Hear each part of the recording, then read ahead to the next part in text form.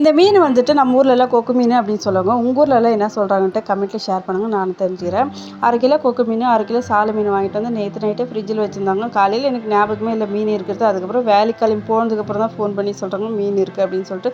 அதுக்கப்புறம் மீன் கழுவாமே தான் இருந்துச்சு. அப்பா எடுத்துன்னு வந்து கழுவி கொடுத்தாங்க. அதுக்கப்புறம் நானுமே ஒரு வாட்டி மீன் நல்லா கழுவிட்டு, இது 2 மீனுமே அவ்வளோதான் பொரிச்சா தான் நல்லாயிருக்கும். அதனால் பொரிக்கிறதுக்கு நான் எந்த ஒரு மசாலாமே அதிகமாக ஆட் பண்ணல. ஜிஎஸ் மசாலா பொடி இருக்குல்ல, அதை மட்டும்தான் ஆட் பண்ணிவிட்டு கொஞ்சம் இஞ்சி பூண்டு பேஸ்ட் போட்டு நல்லா மிக்ஸ் பண்ணிவிட்டு 1 மணி நேரம் நல்லா ஊறட்டுன்னு விட்டு 1 மணி நேரம் அப்புறம் எண்ணெயில் பொரித்து எடுத்துகிட்டு சாப்பிட்டு பார்த்தா அவ்வளோ ஒரு டேஸ்ட்டாக இருக்கும். அதுலேயும் இந்த கொக்கு மீன் அப்படின்னு சொல்கிறாங்களே, அந்த மீனோட டேஸ்ட்டு பயங்கரமாக இருக்கும். நான் இங்கே வந்ததுக்கப்புறம் தான் அந்த மீனே சாப்பிட்டுருக்கேன். எங்கள் ஊர்லலாம் கண்டிப்பாக அந்த மீனே கிடைக்காது.